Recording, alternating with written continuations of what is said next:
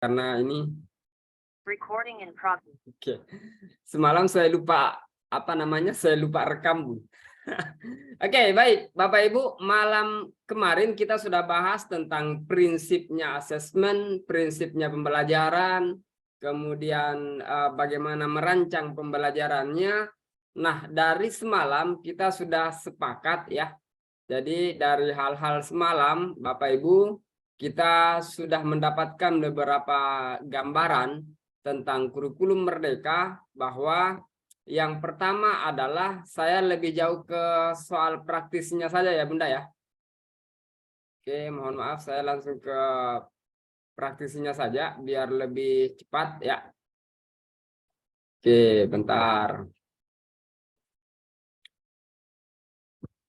Oke, izin share screen Bapak Ibu.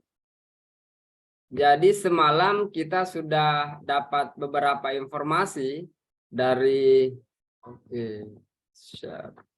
bentar, Bun. Oke, bentar.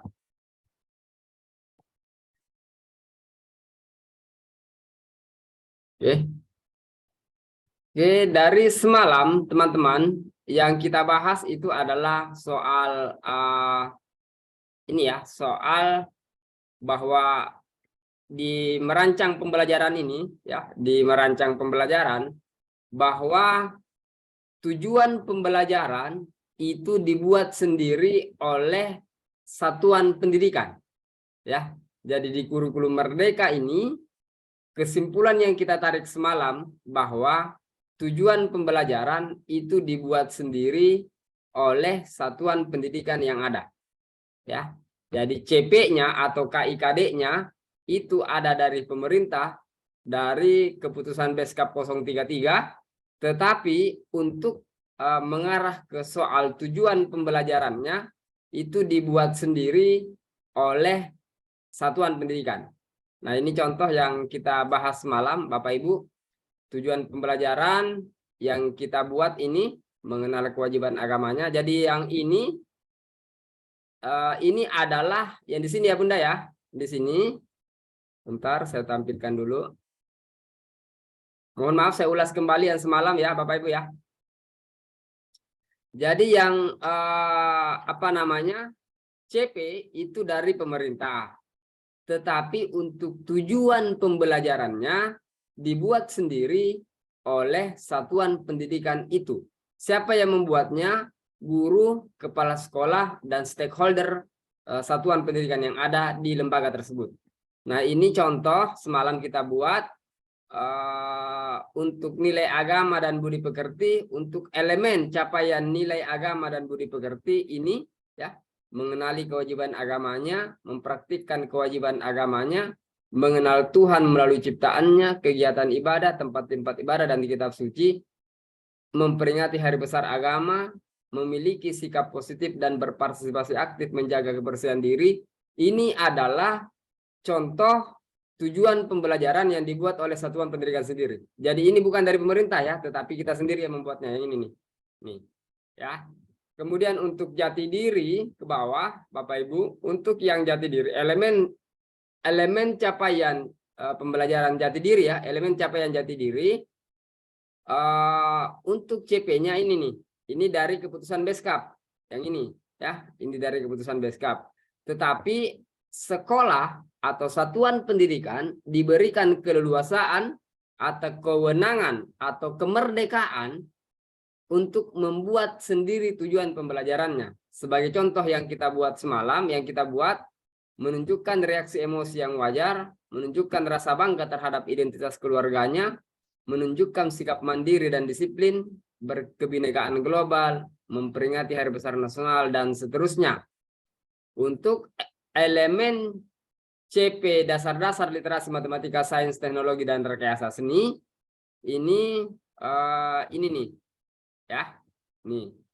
Jadi tujuan pembelajaran dibuat sendiri oleh satuan pendidikan berdasarkan Bapak Ibu, berdasarkan visi misi satuan pendidikannya. Ya ini nih. Ya. Itu. Nah, jadi ada yang pertama, tujuan pembelajaran dibuat sendiri oleh sekolah. Yang kedua, topik. Ya, Kalau dulu kita istilahnya tema, sekarang istilahnya topik. Nah, topik ini dibuat juga sendiri oleh, oke, bentar.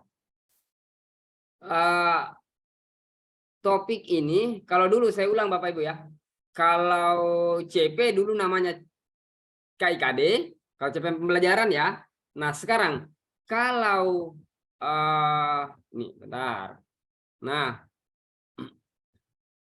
kalau topik atau kalau dulu namanya tema ya, sekarang tema nih, tema. Nih, tema. Kalau dulu namanya tema, ini sekarang sekarang namanya topik. Bapak Ibu ya. Jadi sekarang namanya topik. Jadi sekarang topik. Nih, topik. Topik. Oke. Nah, topik ini dibuat juga sendiri oleh sekolah, oleh satuan pendidikan. Ya, kita sepakat. Kalau dulu temanya ada berapa, Bun? Ada yang 8 tema, ada yang 12 tema kan? Ada yang 8 tema, ada yang 12 tema. Nah, sekarang tidak ada ketentuan berapa banyak topik yang dibuat oleh satuan pendidikan. Sebenarnya dari dulu juga tidak ada ketentuan, cuma terlanjur banyak buku yang beredar, makanya kemudian mengikuti buku. Ya, nah sekarang topik itu diserahkan dan diberikan kemerdekaan kepada sekolah. Ini baik RA ya, RA, TK, KB dan semuanya. Diberikan kemerdekaan kepada sekolah atau satuan pendidikan untuk kemudian membuat topik pembelajaran sendiri sesuai dengan karakteristik sekolahnya. Kita sudah belajar, mohon maaf ya untuk ini belum belajar KOSP ya. Kita sudah belajar di KOSP di komponen 1 itu berisi tentang karakteristik satuan pendidikan. Nah, topik itu kemudian kita membuatnya sesuai dengan karakteristik satuan pendidikannya. Sebagai contoh realnya, teman-teman, sebagai contoh realnya, topik apa yang teman-teman lihat yang ada di sekitar sekolahnya. Ada apa saja yang ada di sekitar sekolahnya, sejauh mata memandang. Tolong ditulis, Bun. Sebelum kita masuk ke modul ajar. Apa saja yang teman-teman lihat, kanan, kiri, depan, belakang, di sekitar sekolahnya. Itu bisa kita jadikan sebagai sebuah topik pembelajaran. Ada pasar, ada sawah. Nih. Ada kelapa sawit, ada sungai, pohon, kantor balai desa, masjid, ada SD. Itu semuanya bisa kita jadikan topik. Teman-teman ya. Nah, ada apa saja di sekitar sekolahnya sejauh mata memandang ya. Pak, kita tidak tahu jaraknya, tidak perlu membahas soal jaraknya, teman-teman. Ya, misalnya teman-teman dalam perjalanan dari rumahnya ke sekolahnya itu juga bisa dijadikan sebagai sebuah apa namanya bagian dari karakteristik sekolah. Ya, misalnya ada sungai, ada misalnya di Bantimurung itu ada apa namanya? Ada air terjun, ya. Kemudian ada pasar, ada pabrik gula, ada pabrik, ada apa dan sebagainya. Tolong dicatat, teman-teman, ini dalam membuat topik seperti itu caranya. Ya, tolong catat, tidak usah mencari idealnya sebuah kalimat, tetapi tolong catat apa saja yang ada di lingkungan sekolahnya, di sekitar sekolahnya sejauh mata memandang, gitu ya, lebih sederhananya. Jadi ada sungai, tolong dicatat Bapak Ibu. Nah, itu sebentar kita bisa berdiskusi dengan teman-teman di satuan pendidikan kita, baik guru, kepala sekolah maupun anak didik kita, bisa kita jadikan sebagai sebuah topik atau dulu namanya tema. Ya, topik atau dulu namanya tema. Ya. Itu. Nah, ada kelapa sawit, ada ya, teman-teman lihatlah ya. Di sekitar sekolahnya ada apa? Ada Alfamart. Nah, jadi itu bisa dijadikan teman-teman sebagai apa namanya karakteristik sekolah ya. Nah, itu. Nah, silakan dicatat Bapak Ibu ya, silakan dicatat. Nah, sebagai contoh Bapak Ibu, contoh nanti itu kan topiknya akan masuk ke bentar. Topiknya itu kan nanti akan masuk di sini. Bentar. Akan masuk di KOSP-nya kita kan? Nah, bentar. Nah, topiknya itu nanti masuk di KOSP-nya kita nih. Ini baik RA sama Bunda ya, sama. Nah, ini kan masuk di KOSP-nya kita. Lihat di KOSP di komponen 1 itu kan tentang karakteristik satuan pendidikan nih, komponen 1. Kemudian di bagian visi misi, kita membuat visi misi sesuai dengan karakteristik sekolah. Kemudian di bagian pengorganisasian pembelajaran, nah ini nih masuk ya. Jadi kita bisa membuat, nah ini Juli itu topiknya pengenalan sekolah. Jadi tidak ada, boleh tidak sama. Meskipun dalam satu kelurahan bisa saja sekolah itu satu kelurahan atau satu kecamatan, bisa saja berbeda topiknya. Ini negaraku ya teman-teman sajalah ya. Kemudian ini masjid karena di depan sekolah ada masjid. Kemudian aku ingin menjadi ini ada keamanan dan sebagainya. Ya teman-teman saja ya nantinya ya. Untuk topiknya seperti apa gitu Bapak Ibu. Nah itu kita masukkan ke KOSP-nya kita. Seperti dengan tujuan pembelajaran kemarin, kita masukkan di KOSP-nya kita. Ya.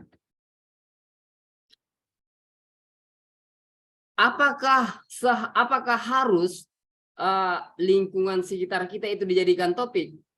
Begini Bun, kita sudah belajar kemarin bahwa prinsip sebuah pembelajaran di PAUD itu adalah belajar tentang kontekstual. Drill nyata dan kontekstual kan? Itu yang kita belajar tentang semalam.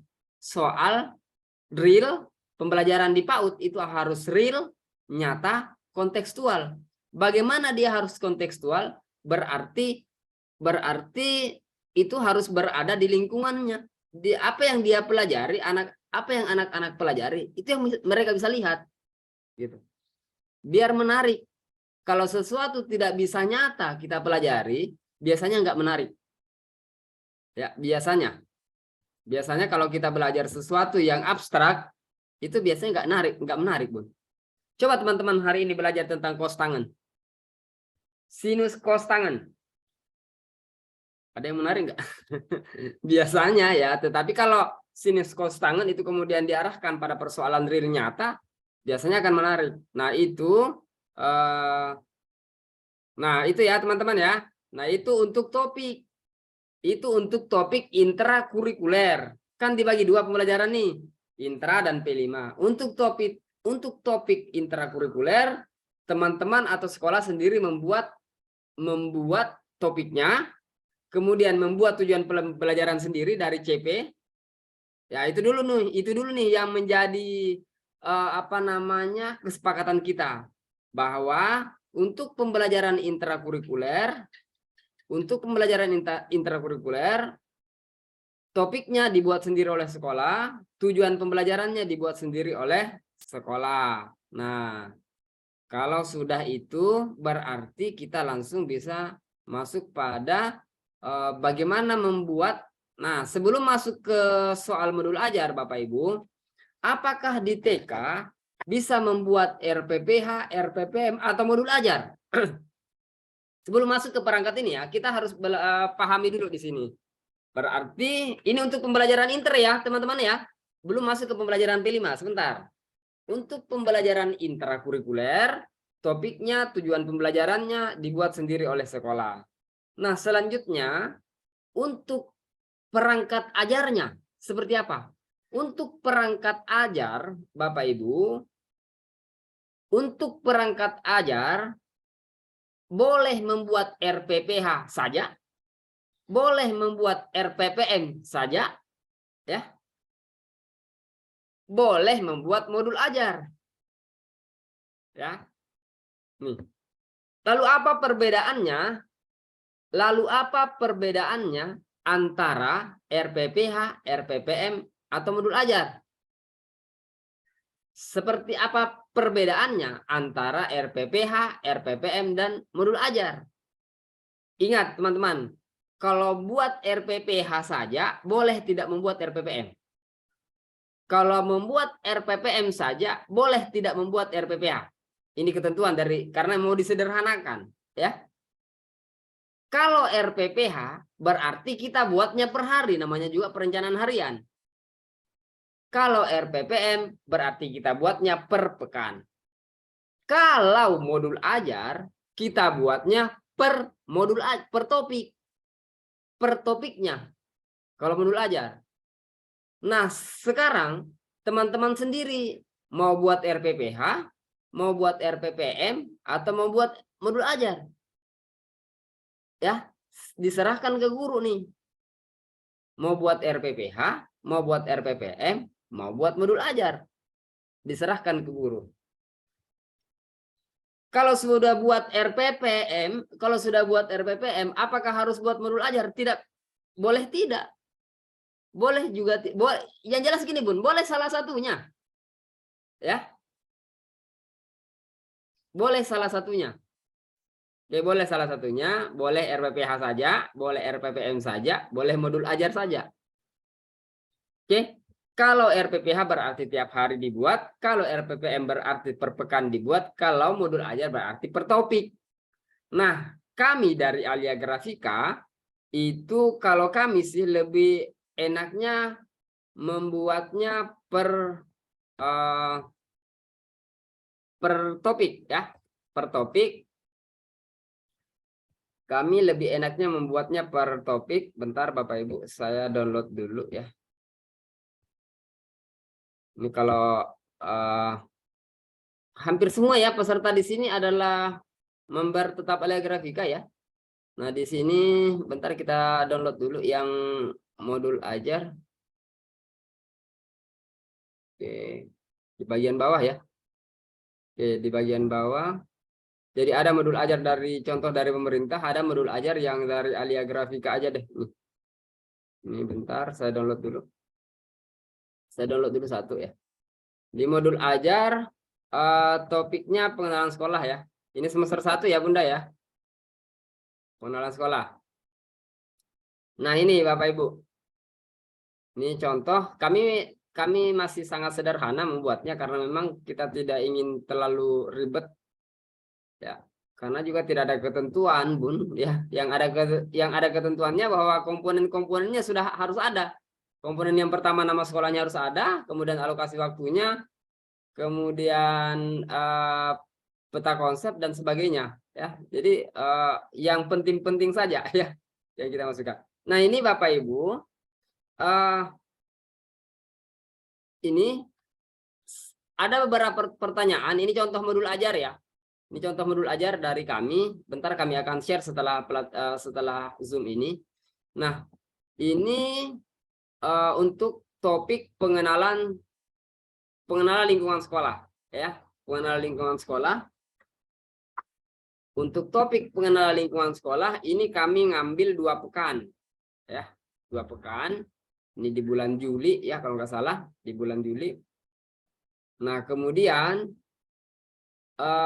ini adalah peta konsep yang rancangan peta konsep ini dibuat oleh guru. Rancangannya, tetapi nanti akan ada peta konsep baru yang ini kan baru rancangan guru nih. Ya. Karena kan kita nanti akan melakukan pertanyaan kepada anak-anak. Ya, sehingga ada mungkin terlahir nantinya ada peta konsep baru dari sini. Nah, selanjutnya kalau kami ini teman-teman tolong dilihat apa yang masuk ke modul ajar. Kalau dulu yang masuk di RPPH-nya kita apa bedanya ya dengan kurikulum 2013? Yang masuk dulu di RPPH atau RPPM-nya kita itu ada masuk ke IKD 3.1, 4.1 dan seterusnya. Ya kan? Kalau sekarang yang dimasukkan ke dalam RPPH atau RPPM atau modul ajar kita itu adalah tujuan pembelajaran. Ini tujuan pembelajarannya. Nah, makanya kemarin kita membuat tujuan pembelajaran, tetapi dalam satu modul ajar tidak semua tujuan pembelajaran itu kita masukkan. yang mau saja kita lakukan tujuan pembelajarannya. Nah ini di nilai agama dan budi pekerti kami masukkan 3, kemudian di CP Jati Diri kami ngambil 5, kemudian di CP dasar-dasar literasi kami ngambil 4, gitu. Ya, Bapak Ibu ya. Nah, kita ngambilnya dari mana? Kita ngambilnya dari yang kita buat di tujuan pembelajaran kemarin. Ya. Ini untuk 2 pekannya. Nah, makanya kemudian memang di kurikulum Merdeka ini waktunya guru untuk lebih dalam pada persoalan menekankan tujuan pembelajaran lebih dalam itu lebih banyak karena tujuan pembelajarannya sedikit dibandingkan dengan kurikulum 2013 kemarin. Ya. Nih. Kemudian kami buat untuk pekan pertama Senin ini, Selasa ini, Rabu ini, Kamis ini, Jumat ini. Kebetulan kami hanya 5 hari. Ya. Karena kan cuma 900 menit, Bun. 900 menit kita atur aja 5 hari, 3 jam 1 hari kan, jam 8 sampai jam 11 sudah. Jam 11.30 lah. Nih, kemudian seterusnya nih, Bapak Ibu. Nah, ini sebentar kita akan share ke teman-teman. Ya. Nah, yang mau kami tekankan Bapak Ibu bahwa untuk kenapa harus ada ini karena memang kan tujuannya ke bagaimana P3 kan. Nah, ini. Kemudian yang selanjutnya di bawah itu ada tujuan pembelajaran. Gini. Ya. Ini. Nah, kita buatnya 2 pekan. Kan modul ajar ya. Ini modul ajar yang sederhana kita buat, Bapak Ibu. Nah, seperti itu, teman-teman. Ya. Nah, kemudian oke. Kemudian saya lanjut lagi Bapak Ibu, saya lanjut lagi sebelum ke lebih jauh ke modul ajar ini, saya lanjut dulu ke persoalan ini nih, bentar. Oke. Bentar, Bun.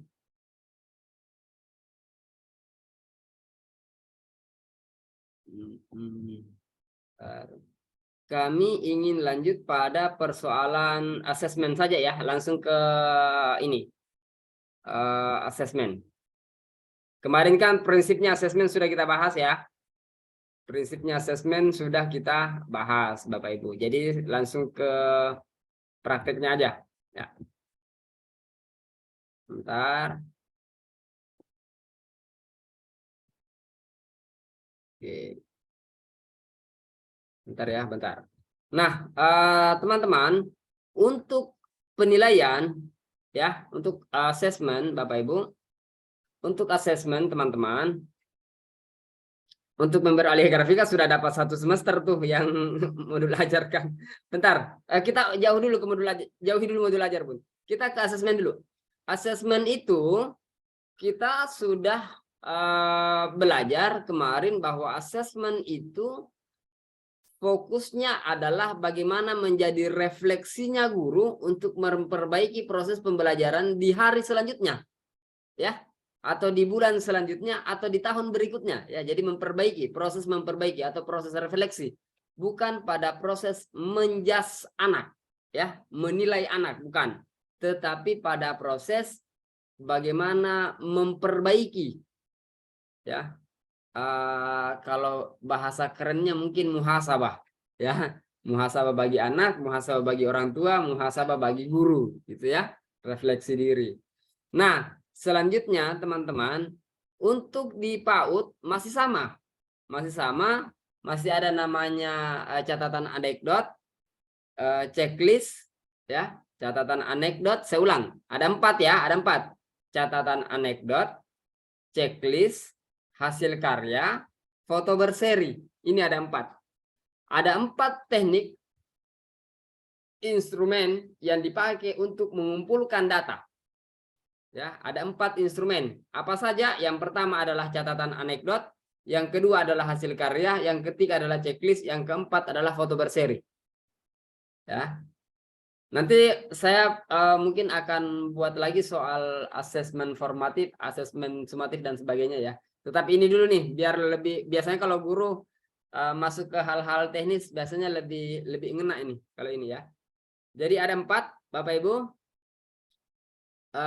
Catatan anekdot, hasil karya, checklist, dan foto berseri. Contoh, ya, contoh nih, Bapak Ibu. Oke, contoh, Bapak Ibu.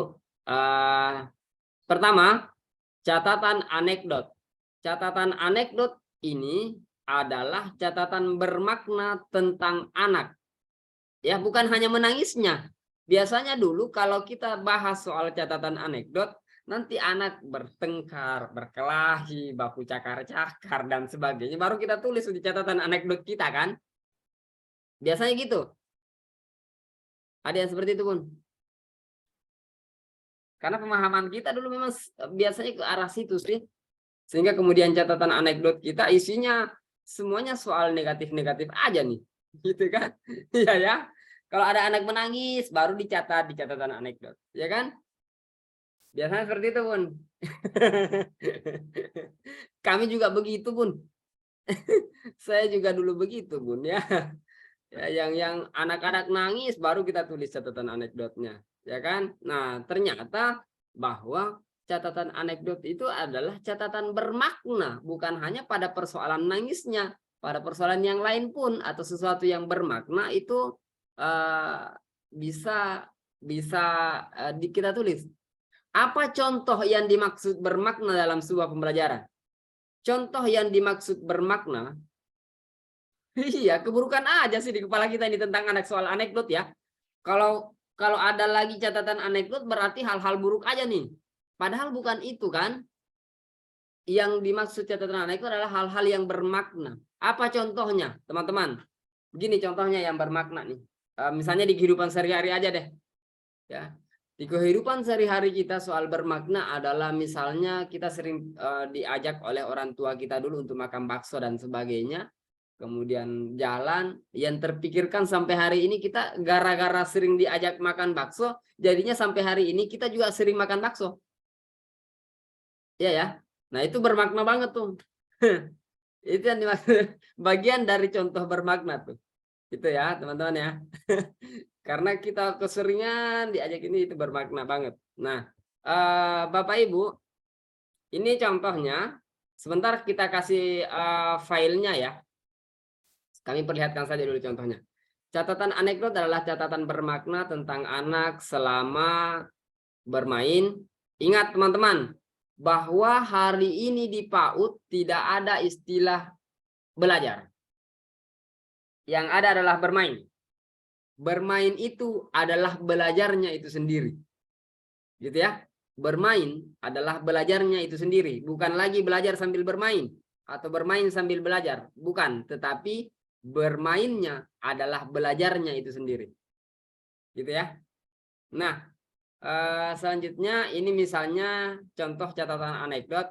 Namanya Alma, kelasnya TKB, tanggal catatnya ini 19 Januari 2021. Nama pengamatnya Ibu Ani, guru kelas TKB. Nah, tempatnya di mana? Di ruang kelas. Bapak Ibu, di sini kalau dulu biasanya kejadiannya apa, solusinya apa, gitu kan? Iya ya. Biasanya gini, kejadiannya apa, nama, kemudian tanggal, kemudian tempat, kemudian apa peristiwanya, kemudian solusinya apa yang diberikan oleh guru. Biasanya di bagian terakhir. Gitu kan? Untuk catatan anekdot. Nah, seperti ini Bapak Ibu. Ini kejadiannya apa? Alma mengambil keranjang berisi potongan kayu berbentuk lingkaran. Satu persatu potongan kayu diletakkan di atas meja. Beberapa menit kemudian Alma berteriak, rotiku hilang 1. Tadi ada 8, tapi sekarang tinggal 7. Nah, kemudian guru mendekati Alma. Di keterangannya guru mendekati Alma. Di sini belum ada solusi yang diberikan guru ya. Jadi di sini tidak ada apa ya? Iya ya. Ini kan dulu kita pakai solusi di sini apa? Itu catatan anekdot kita kan. Nah, di sini guru mendekati Alma dan berdiskusi tentang terkait rutinnya yang hilang 1. Kemudian Alma sepakat untuk bertanya kepada teman-temannya dan sebagainya. Ini adalah contoh catatan anekdot. Ya. Nah, sebentar ini baru proses pengumpulan data, teman-teman. Belum menganalisis datanya. Ya, ini baru pada proses pengumpulan data. Proses pengumpulan data seperti ini, kemudian sebentar di bawah akan ada catatan di bagian bawah. Ya. Nah, selanjutnya sebentar Bun, sebentar baru masuk ke ini ya, ke pertanyaan ya teman-teman ya. Nah, kemudian yang kedua ada hasil karya. Ya, ada hasil karya. Nah, hasil karya sesungguhnya memberi makna besar bagi guru. Ini contoh hasil karyanya ini. Ini sendok nih. Ya, ini ada sendok. Ini sendok. Kemudian beliau menggunakan peralatan makan atau sendok untuk membuat robot pintar. Jadi dia membuat robot dari sendok. Ya, nih membuat robot. Ibu Nurul Asisa agar tidak coret-coret dulu. Ya, benda ya. Nah, ini hasil karya, contoh hasil karya. Ya, dibuat oleh Bilawa menggunakan sendok. Kemudian dalam sendok ini membuat apa namanya robot. Nah, kemudian oke, ini ya Bapak Ibu ya, ini untuk hasil karya nih. Jadi yang ditulis ini adalah sebentar formatnya teman-teman, kami sudah buat formatnya. Setelah Zoom ini kita akan berikan ya. Nah, yang ditulis adalah kejadiannya. Apa yang terlihat di sini? Ya, belum masuk pada persoalan analisis datanya. Sebentar saya akan bahas soal analisis datanya ya. Nih. Nah, kemudian ada checklist. Nah, di checklist inilah kita pembelajaran kita nih, di checklist ini nih. Checklist ini. Ini Bapak Ibu. Di checklist inilah kemudian kita membuat seperti dulu, Bun. Seperti dulu. Bentar. Saya tutup dulu ini ya. Tadi untuk catatan anekdot sudah, hasil karya sudah. Di checklist, di bagian untuk instrumen pengumpulan data menggunakan checklist, itu sama seperti yang dulu kita buat. Ya, sama Bunda. Jadi sama waktu di kurikulum 2013. Ini contoh teman-teman, kita kan tadi di modul ajar kita, bentar sini. Di modul ajar kita di sini, terus. Oke, di modul ajar kita ini kan ada tujuan pembelajaran nih. Ada di sini ada 1, 2, 3, di nilai agama ada 3, di jati diri kita ngambil 5, di dasar-dasar literasi kita ngambil 4. Berarti di sini ada 1, 2, 3, 4, 5, 6, 7, 8, 9, 10, 11, 12. Berarti ada 12 ya. Berarti di checklist ini nanti, nah, lanjut teman-teman, mana nih tadi? Oke, bentar. Oke, di checklist ini lagi nanti teman-teman, nih misalnya namanya Santi, tujuan pembelajarannya. Nah, kita masukkan di sini Bapak Ibu, ya, masukkan di sini. Nih, di sini nih. Ini nih. Tadi kan ada berapa? Tadi ada berapa? Ada 12 ya, kita masukkan. Nah, kita masukkan di sini nih. Ya. Sini 1, 2. Nih, kita masukkan ke sini nih. Ya. Seperti itu, teman-teman. Oke. Oke. Nah, kemudian di sini yang ada di hasil pengamatan kita yang muncul di sini sudah muncul. Sudah muncul berarti kalau kita ini di sini tulisannya sudah muncul. Kemudian tempat dan waktu, kejadian yang teramati. Ini konteks boleh tidak ada. Ya, ini konteks boleh nggak ada, Bun. Jadi tujuan pembelajarannya apa? Kemudian kita tulis sudah muncul. Kemudian tempat dan waktunya di mana? Tempat kemunculannya ya. Kemudian kejadian yang teramati. Contoh Bapak Ibu. Contoh Bapak Ibu. Contoh ya. Nih, teman-teman. Contoh. Mampu menyebutkan jenis-jenis emosi. Mampu menyebutkan. Bentar. mampu menyebutkan jenis-jenis emosi yang sedang dirasakannya. Kemudian tempat waktu kejadiannya, jalan sekitar sekolah saat kegiatan jalan-jalan berlangsung. Kejadian yang teramati, Santi mengungkapkan rasa senangnya pada Bu Guru. Bu Guru, aku suka jalan-jalan seperti ini. Nah, berarti kalau Santi sudah mengungkapkan seperti ini, kita bisa membuatnya, oh tempatnya muncul di waktu kita jalan-jalan. Kemudian di sini ada tujuan pembelajaran yang masuk, mampu menyebutkan jenis-jenis emosi yang sedang dirasakannya. Kemudian kita checklist. Gini, Bapak Ibu. Ya, pasti di sini akan banyak pertanyaan, teman-teman. Yang pertama adalah gini. Saya ingin bahas dari awal soal penilaian, Bapak Ibu. Yang pertama adalah bahwa proses menilai itu kan tadi muncul sudah muncul tidak muncul ya. Proses menilai itu dilakukan pada saat anak-anak masuk pintu gerbang sekolah sampai mereka pulang. Oke? Sudah muncul aja ya. Saya ulang, teman-teman. Proses dilakukan asesmen itu ketika anak masuk ke pintu gerbang sekolah sampai mereka pulang. Jadi bukan hanya pada saat proses pembelajaran berlangsung di dalam kelas. Ini tolong diperhatikan teman-teman. Jadi bukan hanya penilaian atau proses asesmen itu dilakukan pada saat anak-anak di dalam kelas atau pada saat proses pembelajaran intrakurikuler atau P5 berlangsung.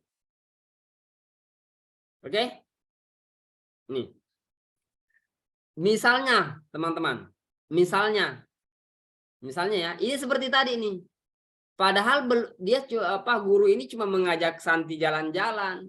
Tetapi kemudian Santi tiba-tiba mengeluarkan kalimat, Bu Guru, saya senang sekali nih jalan-jalan seperti ini. Ternyata Santi sudah bisa menentukan rasa emosi yang sudah bisa mengungkapkan rasa emosinya. Berarti ada tujuan pembelajaran yang masuk ke situ. Makanya kemudian kita bisa hafal semua tuh tujuan pembelajaran kita kan. Mulai dari untuk nilai agama dan moral, kemudian yang jati diri. Nah, Pak, boleh nggak nanti kejadiannya terlihat, baru kita masukkan, oh masuk di mana nih? Masuk di tujuan pembelajaran apa nih? Ada enggak masuknya? Boleh. Boleh nggak tujuan pembelajarannya dulu kita lihat, lalu kemudian kejadian yang kemudian kita lihat? Boleh. Boleh nggak sementara anak-anak istirahat dilakukan penilaian? Boleh. Selama tujuan pembelajaran yang kita susun di satuan pendidikan kita, ya selama tujuan pembelajaran yang kita susun di satuan pendidikan kita itu kemudian hadir di anak-anak kita. Lalu Pak, ada lagi nih pertanyaan selanjutnya. Pak, kalau semua tujuan pembelajarannya semua anak terchecklist, bagaimana membedakan anak? Pak, yakin deh, dari semua tujuan pembelajaran yang dibuat oleh guru dan satuan pendidikan ini, yang ada di KOSP, lalu kemudian kita masukkan di checklist penilaian kita, semua anak pasti sudah muncul. Pasti terchecklist semua tuh. Terus membedakan anak. Kalau dulu kan enak. Ada BB, MB, BSH, BSB kan? Bisa dibedakan tuh. Meskipun tidak beda, kita memaksakan diri untuk membedakan. Iya ya. Gitu. Nah, kalau sudah muncul semua gimana ceritanya nih, Pak? Semua anak sudah muncul semua di tujuan pembelajaran yang kita susun. Apa yang harus kemudian kita lakukan? Bapak Ibu, yang akan kita store ke orang tua adalah narasi. Ya. Narasi. Kalau sudah muncul semua, alhamdulillah luar biasa gitu kan. Tapi memang yang kita harapkan di akhir fase PAUD adalah mereka semua sudah muncul. Gitu.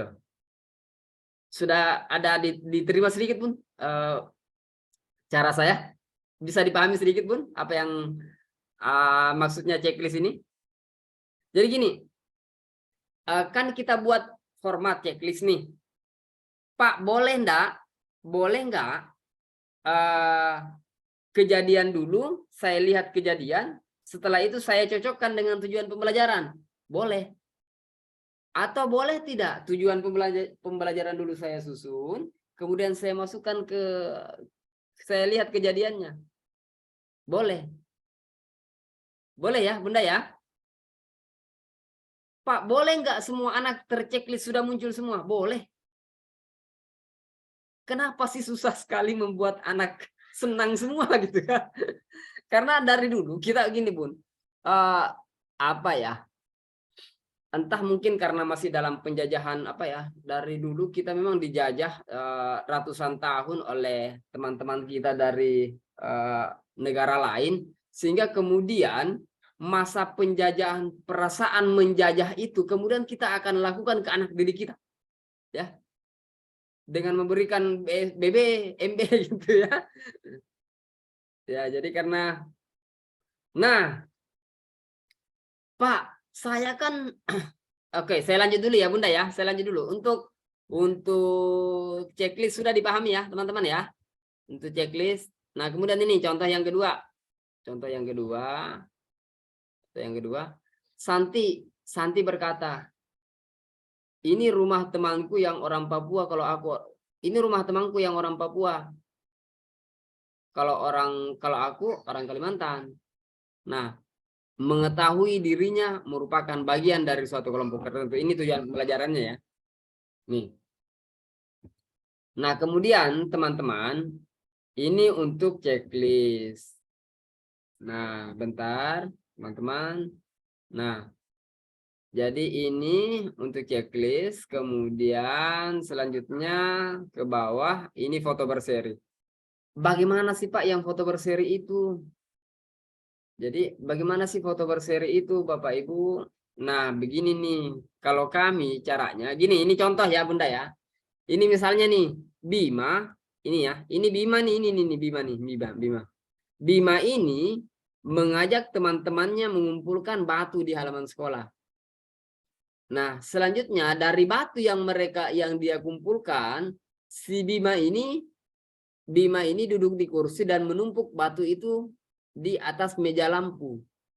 Jadi Bima itu tadi mengajak temannya mengumpulkan batu, setelah itu Bima masuk ke kelas menumpuk batu itu di atas meja lampu. Dan apa yang dilakukan oleh Bima? Bima itu ternyata menunjukkan ke teman-temannya, ini dinosaurus nih, dia besar sekali. Nah, jadi Bima ini kemudian membuat ternyata dinosaurus dari batu-batu yang dia kumpulkan. Inilah yang dimaksud dengan foto berseri, teman-teman. Inilah yang dimaksud dengan foto berseri. Jadi Bima mengumpulkan batu, mengajak temannya mengumpulkan batu, lalu kemudian Bima masuk ke kelas, ada fotonya, kemudian terus lagi ke bawah, Bima membuat dinosaurus, juga ada fotonya. Gitu. Jadi apa yang kita lakukan sebenarnya? Bapak Ibu, ditarget. Saya biasanya menarget teman-teman. Oh, ini nih besok siapa lagi namanya? Misalnya si Gosi ya. Besok ini si Gosi saya mau buat foto berseri. Jadi saya perhatikan kegiatannya si Gosi besok. Mulai apa yang dia lakukan. Nah,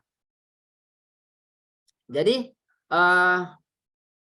saya seperti itu ya caranya ya. Foto berseri itu contoh tadi Bima mengajak temannya keluar di depan sekolah, kemudian mengumpulkan batu. Setelah itu ada fotonya ya, difoto oleh guru.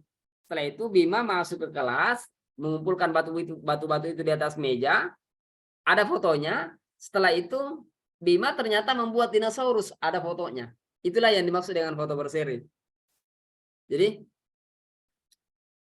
Jadi gini, untuk foto berseri saya biasanya menarget, Bun. Ini anak dia mau saya nilai nih. Apa yang dilakukan hari ini? Bisa ndak kejadian hari ini? Besok baru saya buat foto berserinya. Boleh.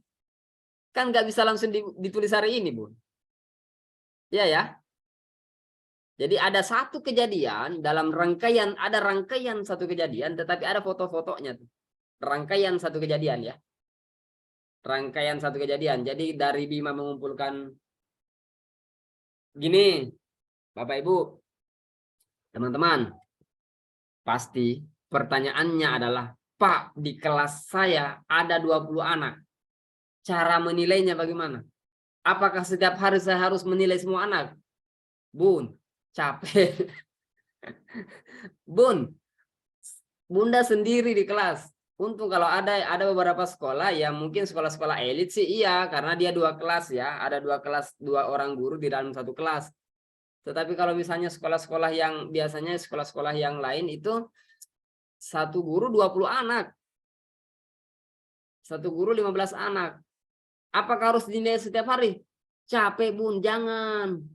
Target aja 5 orang atau 3 orang 1 hari. Ingat teman-teman, di kurikulum Merdeka ini tujuan pembelajarannya teman-teman itu sedikit. Dan tujuan pembelajaran itu berulang-ulang di setiap modul ajar.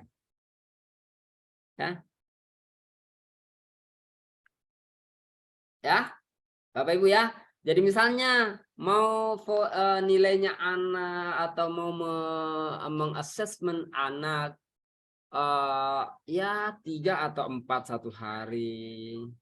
Jangan terlalu banyak, kasihan ibunya. Ya. Tetapi wajib 1 hari 1. Jangan juga ini, Bun, karena kebiasaannya kita nanti di akhir pada proses penulisan rapor baru kemudian kita kelabakan pada persoalan penilaian. Gitu ya. Nah, selanjutnya untuk foto berseri teman-teman seperti itu tadi. Saya biasa menarget, oh ini besok nih, ini nih saya mau buat foto berserinya nih. Ya. Jadi kalau 20 anak, ini kan 1 semester berjalan, Bu. 1 semester itu 6 bulan. 6 bulan baru kita penerimaan rapor. Gitu kan? 1 semester berjalan. Iya ya. Masa sih 20 anak nggak bisa dapat foto berseri semua? Ya. Bun, yang kita fokus nilai adalah, ingat Bapak Ibu, tujuan pembelajaran meskipun berbeda-beda topik. Hati-hati Bapak Ibu ya. Hati-hati teman-teman. Ini yang kami maksud dari dulu Bapak Ibu. Ini yang kami maksud dari dulu teman-teman. Ibu Komang, Ibu 25 anak, 1 guru. Gampang caranya, Bun. Jangan dinilai semuanya 1 hari. Pokek, Bun. Capek. Gini, Bapak Ibu, tolong memahami dulu apa yang dimaksud dengan tujuan pembelajaran. Pahami pada persoalan itu. Pahami pada wilayah maksudnya tujuan pembelajaran. Ingat, yang kita teliti, yang kita evaluasi, yang kita asesmen, yang kita nilai adalah tujuan pembelajarannya meskipun berbeda-beda kegiatannya. Ya. Ini nih, Bapak Ibu nih. Saya ulang lagi Bapak Ibu. Dulu sebenarnya ini nih, saya beri apa ya analogi yang dulu di masa lampau kita di kurikulum 2013. Ketika ada anak-anak misalnya mewarnai, yang kita nilai adalah hasil apanya, Bun? Hasil apanya? Hasil mewarnainya. Ya, yang kita nilai adalah hasil mewarnainya. Padahal dalam proses mereka mewarnai ada tujuan-tujuan pembelajaran yang terlahir dari situ. Ingat Bapak Ibu, yang dinilai adalah tujuan pembelajaran, bukan kegiatannya. Bisa dipahami Bapak Ibu? Ingat, kita membuat tujuan pembelajaran loh. Yang kita bahas ini tujuan pembelajarannya. Ya. Bisa dipahami maksud saya Bapak Ibu? Ya. Jadi tolong teman-teman, fokusnya ke tujuan pembelajaran. Fokusnya ke situ. Ya. Teman-teman ya. Mohon maaf karena biasanya kenapa nilai mulai belum muncul MB BB itu kemudian terlahir dulu, seharusnya nilainya anak semuanya sudah BSH, BSB, gitu. BSB semua tuh sebenarnya. Karena kita fokusnya adalah pada persoalan kegiatannya, bukan pada persoalan proses nilai, proses tujuan pembelajarannya atau indikatornya. Kalau kita fokus di indikatornya, Bapak Ibu, tolong Bapak Ibu kalau sebentar buka-buka lagi 146, tidak ada anak yang umur 4 sampai 6 tahun yang bukan BSB indikatornya. Coba dilihat lagi deh 146-nya. Ya. Karena kita fokus dulu menilai anak pada proses kegiatannya. Ya. Bukan ke indikatornya ya, bukan ke indikator yang mau dinilai, tetapi kegiatannya. Ya, tetapi kegiatannya anak, bukan indikatornya ya. Sementara yang perintahnya di situ adalah tujuan pembelajaran. Apakah keempat penilaian? Gini Bun, jangan terlalu kaku deh. Gini, apakah keempat penilaian itu harus dilakukan? Gak ada ketentuan Bun, gak ada ketentuan. Ketentuannya gini, kalau anak-anak misalnya tujuan pembelajarannya gini ya, gini contohnya Bun, gini. Mempraktikkan misalnya membiasakan mengucapkan kata maaf, permisi, tolong, terima kasih. Ini yang dinilai. Ini yang dinilai ya. Menunjukkan sikap mandiri dan disiplin. Ini yang dinilai nih. Ya. Mampu menyesuaikan diri dengan lingkungan, menghargai aturan dan ini ya. Semuanya. Ini adalah tujuan pembelajaran, teman-teman. Ya, jadi ini yang kita masukkan di bagian checklist penilaian kita. Oke, seperti itu ya Bapak Ibu. Terus untuk rapor. Rapor, mana di rapor nih? File rapornya mana ya? Oh, di laptop ini. Bentar saya ini ya Bunda ya. Untuk rapor itu gini. Rapor itu sama Bun. Bentar ya Bunda ya. Untuk rapor itu sama. Rapor itu untuk rapor itu sama dengan 2013. Tetapi rapor itu cuma ada 3 elemen. Kalau dulu kan 6 aspek perkembangan. Sekarang ada 3 elemen. Yang pertama adalah nilai agama dan budi pekerti. Itu silahkan diberikan narasinya. Kemudian yang kedua adalah jati diri. Silahkan narasinya. Kemudian yang ketiga adalah dasar-dasar literasi. Lalu kemudian yang keempat adalah proyeknya, P5-nya. Ya, seperti itu teman-teman. Oke, bentar. Oke, nanti kami akan berikan raportnya. Ada contoh rapor. Oke. Bentar ya Bunda ya. Ini dulu kami, bentar. Saya cek dulu. Oke, seperti itu ya Anda Bunda. Silakan siapkan pertanyaannya. Silakan siapkan pertanyaannya teman-teman. Kita masuk pada sesi pertanyaan. Kami berikan waktu 2 menit untuk menyiapkan pertanyaan. Saya sambil menyiapkan rapor dulu nih karena di file yang satu Bun, di file laptop yang satu ya. Bentar.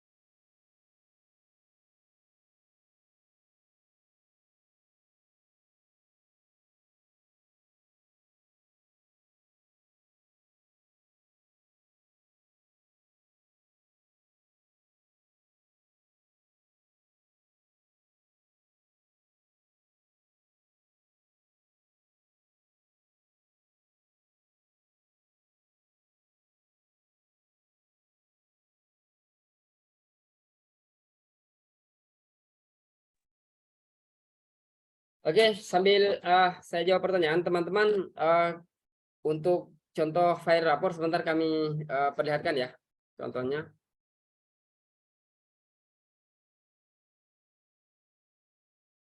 Oke. Saya jawab dulu dari Ibu Nani ini dari chat Zoom. Ya, dari chat Zoom saya jawab dulu di Ibu Nani. Begini, pertanyaannya pembagian waktunya, ya. Untuk pembagian waktunya, Bapak Ibu, tetap ada gitu loh ya. Jadi teman-teman gini, kita buat itu, kita buat modul ajar, kita buat RPP, kita buat RPPH atau RPPM. Sebenarnya kita buat sederhana gitu.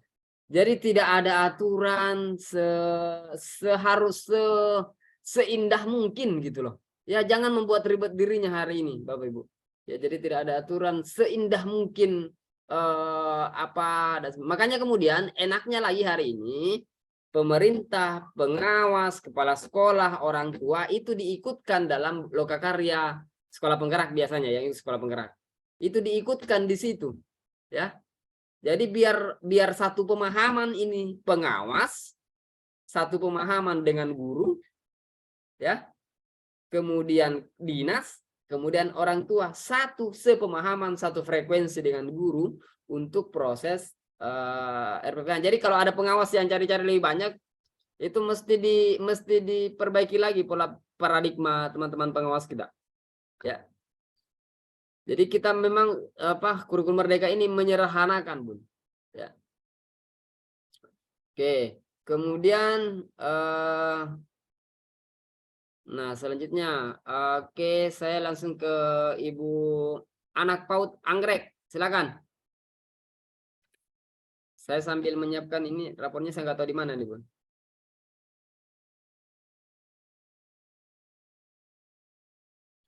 Oke, silakan Anak PAUD Anggrek. Ada pertanyaan? Nggak ada. Ibu Susi, Jogja.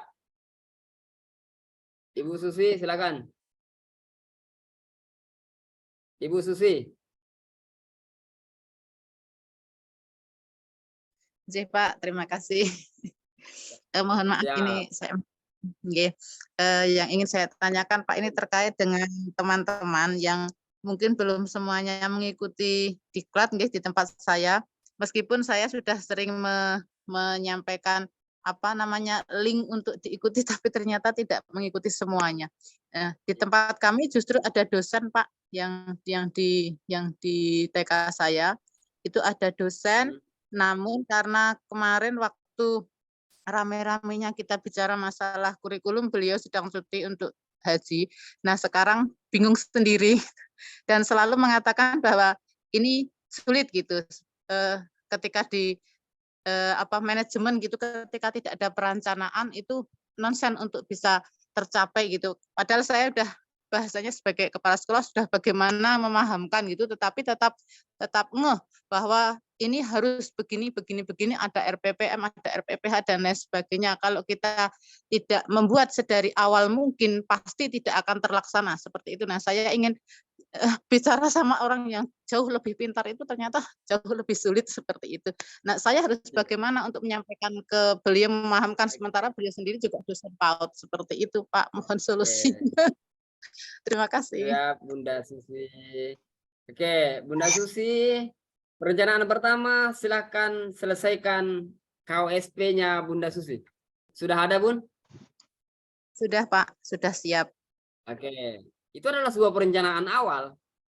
Kemudian yang kedua, begini, silahkan untuk menyusun perencanaan modul ajar. Sebenarnya sih modul ajar itu harus dibuat per topiknya, bukan harus dibuat 1 tahun, Bun. Meskipun dulu ya, sebenarnya kan namanya sebuah rencana kita akan laksanakan misalnya pekan depan. Kalau misalnya RPPH berarti besok mau diajarkan, hari ini baru dibuat. Tidak boleh harus membuat RPPH selama 1 tahun atau RPPM selama 1 tahun. Tidak boleh sih sebenarnya, tetapi karena kebanyakan ada merencanakan seperti itu ya luar biasa sih. Nah, Ibu Susi silakan diperlihatkan juga rancangan modul ajarnya Ibu Susi, bahwa ini rancangan gitu loh. Ini perencanaan. Ya. Jadi silakan diperlihatkan ke OSP-nya sudah jadi, kemudian perencanaannya silakan diperlihatkan perangkat ajarnya, Yang saya pikir itu adalah sebuah rencana, Bun. Sudah Iya. matang tuh. Oke, saya juga Yang sudah menjadi menyampaikan kendalanya bahwa gimana, Bun? pokoknya Diperlihatkan aja, Bun, di print aja iya, KOSP-nya, Bun. sudah Pak, Jadi sudah Bunda saya Susi, print sampai di fotokopi. modul ajarnya di print. Ya, ini Nah, kalau ada kalau yang modul ada, ya, Oke. Kalau KOSP-nya yang bagian apa namanya perencanaan, yang bagian topik seperti itu sampai ke P5-nya sudah saya printkan, bahkan saya bagi per kelas bahwa ini loh setahun ke depan dan ini tidak menutup kemungkinan untuk berubah, seperti itu sudah saya sampaikan. Kemudian bagaimana 1 minggu ke depan gitu kita bicarakan dengan anak, misalnya di hari Senin gitu kan. Misalnya di hari Senin ini sebagai hari awal kita ini tidak harus selesai 1 hari ini untuk literasi, bisa hari ini bisa sampai dengan besok, nggak ada masalah itu. Sampai nanti anak, wah nggak bisa kalau seperti ini namanya namanya apa ini, ngarang atau apa gitu istilahnya. Ada Bu, tapi memang seperti ini. Wah, ini akhirnya atau kan gini, dibuat Bun, gimana ini Pak? diajak masuk ke PMM atau diajak ikut di Alia Grafika aja gitu kan. Itu Atau diajak ke PMM, Bun. Udah masuk ke PMM beliau? PMM? Belum ya? Yang jelas gini, Bun. Yang jelas Bunda Susi sudah lakukan, ini sudah luar biasa loh. Bunda Susi sudah membuat KOSP loh. Ya. Sudah membuat yang lainnya malah. Ini keren. Ya, Bunda Susi sudah melangkah lebih jauh. Ya. Seperti itu Bunda Susi. Sepertinya jaringannya Bunda Susi juga ini ya. Oke, bentar Ibu, saya kembali ke Bunda Susi, ke Ibu Ana Paut Anggrek. Ibu Ana silakan unmute, Ibu. Ada pertanyaan? Enggak ada. Di unmute dulu Ibu. Bunda Ana di unmute dulu. Sepertinya oke, Ya, silakan Bunda Ana. Assalamualaikum. Ya, Assalamualaikum Salam. warahmatullahi wabarakatuh. Ya, Waalaikumsalam gimana? warahmatullahi wabarakatuh. Oke, iya, gimana itu caranya membimbing anak supaya anak itu bisa menuruti keinginan ibu gurunya. Ya. Oke. Oke, terima kasih Ibu Ana, Masya Allah. Ini memang pertanyaan orang tua ya, bahwa bagaimana caranya membimbing anak. Ya, Ibu Ana, bahwa untuk pada proses pembelajaran kita itu adalah bagaimana kemudian satu pada persoalan keteladanan, yang kedua adalah pada persoalan berikan kemerdekaan kepada anak-anak kita, tetapi juga dengan berbagai batasan ya. Tetapi ya, ibu-ibu pahamlah yang mana yang bagus, yang mana yang baik, yang mana yang tidak baik ya untuk anak-anak kita. Tetapi pada persoalan keteladanan dan kemudian pada persoalan doa sih. Saya pada persoalan itu saya lebih jauh ke doa sih Bun. Ya, lebih jauh ke bagaimana pada mendoakan si anak sih. Nggak ribet-ribet banget saya kalau wilayah itu. Ya. Ya, yang kedua adalah bagaimana kemudian memberikan keleluasaan kepada anak, tetapi pada persoalan batasan-batasan tertentu ya. Teman-teman orang tua pasti paham lah. Yang mana kemudian ini ya. Oke, seperti itu mungkin Ibu Ana ya. Oke, Ibu Harmiati. Ibu Harmiati Ismail dari Kabupaten mana nih, Bun? Ibu Harmiati Ismail, silakan Ibu Harmiati. Dari Kabupaten Luwu, Pak. Lu siap. Sepertinya temannya Ibu Alia ini. Ibu Harmiati. Silakan Ibu. Ya, Pak. Biasanya dalam proses pembelajaran kita keluar dari topik atau modul yang sudah ada yang disediakan karena rasa keingintahuannya anak. Bagaimana cara penilaiannya? Apa kita tetap memasukkan, kita cari sesuai dengan tujuan pembelajarannya atau bagaimana? Terima kasih. Oke, siap. Terima kasih Ibu Harmiati. Saya sih lebih sepakat dengan kalimatnya Ibu Harmiati bahwa memang pada persoalan bagaimana melakukan asesmennya ke anak ketika kemudian dia keluar dari topik itu. Yang pertama adalah kalau dalam prosesnya misalnya, kalau dalam proses berjalannya, kalau kami ya berpikirnya kalau dalam proses berjalannya, tapi kemudian ada perubahan topik di tengah proses berjalan itu, maka yang pertama adalah kalau ingin melakukan ini boleh ya, boleh Ibu Harmiati, saya melihatnya boleh ambil aja dari tujuan pembelajarannya. Ya. Kita bisa melakukan penilaian dari situ. Atau boleh yang kedua adalah besoknya topik bisa diubah. Ya. Gitu. Besoknya topik bisa diubah. Namanya juga topik ya, bukan tema. Makanya kemudian berganti nama dari tema ke topik. Ya, agar topik itu bukan sesuatu yang kemudian tidak fleksibel ya. Besoknya besoknya bisa dilakukan perubahan topik. Gitu. Atau juga kalau misalnya tidak ingin, ya lihat saja bahwa ada ndak indikator dari situ, ada ndak tujuan pembelajaran yang terlahir, lalu kemudian jika ingin melakukan penilaian. Kalau saya sih lebih jauhnya pada persoalan refleksi aja. Iya Bun, direfleksikan saja asesmen sumatif itu. Seperti itu Ibu Harmiati. Sudah masuk Bun? Ya. Ibu Harmiati? Ya, makasih Ada Pak. tambahan Ibu? Ya, makasih Siap. jawaban. Diskusi chat WA lebih ini Bu.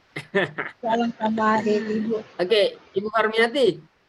Ya. Bukan enggak ke Surabaya besok tanggal 6. Enggak ke Surabaya. Tidak Pak. Oh, Barangkali Ibu siap. Kepsek yang pergi. Siap, Bu. Siap, makasih Ibu. Oke, selanjutnya Ibu, boy, ini banyak sekali penanya nih. Ibu April, silakan. Baik, terima kasih. Ibu April. Assalamualaikum warahmatullahi wabarakatuh. Waalaikumsalam warahmatullahi wabarakatuh. Ya, dari Pinrang, Pak. Dari Pinrang, Kabupaten siap. Ya.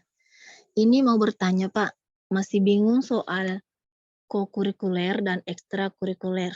Apakah keduanya sama atau beda? Terus bagaimana ya jika kita mau masukkan dalam alokasi waktu, apakah kokurikuler dan ekstrakurikuler itu bisa masuk dalam alokasi waktu yang 900 menit yang sudah ditentukan oleh pemerintah? Jika memang tidak, terus kapan kita laksanakan kegiatan ekstrakurikuler jika memang tidak bisa masuk dalam alokasi waktu yang 900 menit itu? Ini ekstra atau ko, Bun? Ekstra atau ko? Dua-duanya Pak, saya masih bingung itu kokurikuler itu apa sih Pak? Apakah sama dengan ekstrakurikuler atau bagaimana? Oke, baik. Baik, terima kasih Ibu April. Tidak usah di mute Ibu April. Baik, Ibu, di dalam kalimatnya Permendikbud 262/M/2022 bahwa pembelajaran itu dibagi atas dua. Yang pertama adalah intrakurikuler, yang kedua adalah P5.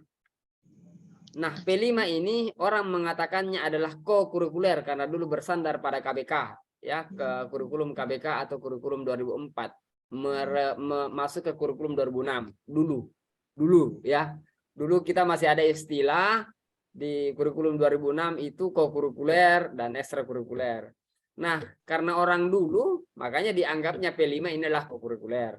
Nah, kami tidak usah, Ibu April tidak usah berpikir pada persoalan kokurikuler, ekstrakurikuler, intrakurikuler, ikuti aja Permendikbud 262. Di Permendikbud 262/M/2022 disebutkan di situ bahwa pembagian pembelajaran di PAUD itu dibagi atas dua, ada intrakurikuler, ada P5. intrakurikuler itu adalah pembelajaran yang seperti biasanya. P5 itu adalah pembelajaran yang proyek penguatan profil pelajar Pancasila. Gitu. Jadi kita tidak berfokus pada persoalan ini intrakurikuler, ini kokurikuler, ini ekstrakurikuler. Kita fokus saja pada persoalan Permendikbud 262/M/2022. Ya, dibahas di situ. Nah, intrakurikuler pembelajaran yang seperti kita lakukan di 2013, P5-nya apa gitu ya. Nah, P5 ini, nah gini Bun, kan dalam satu semester itu ada 17 pekan. Minimal ya, minimal. Kadang 19, kadang 21. Minimal 17 pekan. Berarti kalau gini, saya perlihatkan dulu. Kalau kita ngambil proyek penguatan profil pelajar Pancasila itu 3 pekan, berarti intrakurikulernya sisa 14 pekan. Kalau P5 itu karena ada 4 tema besar P5, minimal kita lakukan dalam 1 tahun proses pembelajaran dua proyek. 2 proyek P5 ya. Artinya kalau saya sih ya 1 proyek di semester 1, 1 proyek di semester 2. Ini sebenarnya nggak ada aturan. 1 proyek di semester 1, 1 proyek di semester 2. Nah, kalau 1 proyek di semester 1 4 pekan misalnya, berarti sisa 13 pekan untuk intrakurikuler. Berarti di situ pembagiannya, Bun, memetakannya. Memetakan antara intrakurikuler dengan P5 seperti itu. Bisa dipahami, Ibu April? Contoh real. Nih, saya perlihatkan contoh real, Bun. Contoh real, Ibu April, kami di KOSP kami, di Alia Grafika ini, untuk pembagian tema, topik, nih Ibu, tolong lihat di KOSP kami, nih, ini semester 1, Juli itu topiknya pengenalan sekolah, itu kemudian 2 kali 900 menit atau 2 pekan. Ya, kemudian di bulan Agustus, karena kebetulan di bulan Agustus ini ada intrakurikulernya negaraku, itu 2 pekan, karena bulan Agustus untuk 2022 itu 5 pekan, Bun, karena dia dimulai tanggal 1-nya dimulai hari Senin. Ya. Iya benar. Ya, tanggal 1-nya dimulai hari Senin. Nah, kemudian artinya 5 pekan untuk Agustus. Kemudian ada P5 3 pekan. P5 ini 3 pekan. Ini di luar, jadi ini kan ini Bapak Ibu. Ini ada strukturnya intra, ini ada P5. Nah, P5 kita ngambil 3 pekan. Artinya kalau 19 pekan atau 17 pekan 17 pekan semester 1 berarti sisa semester 1 untuk intrakurikuler itu sisa 14 pekan. Gitu, Ibu. Iya, saya dengar. Bisa Ibu April. Oh bisa Pak, begini Pak, kalau misalkan di sekolah saya itu kan sudah membuat KOSP dan dia itu ada 3 selain dari P5 dan Inter juga membuat ekstrakurikuler adanya. Oke, ada. baik. Nah, saya lanjut Bun. Kami juga ada ekstra. Kami juga ada ekstrakurikuler. Jadi benar istilah P5 kemudian orang dulu menyatakannya sebagai kokurikuler. Kemudian ada ekstrakurikuler ya. Jadi intrakurikuler, kokurikuler, ekstrakurikuler. Intrakurikuler, kokurikuler itu adalah intra dan P5. Artinya 3 jam atau 900 menit dalam 1 pekan. Bunda ya. Untuk ekstrakurikuler di luar dari 3 jam itu. Bisa dipahami Ibu April? Di luar dari 900 menit itu.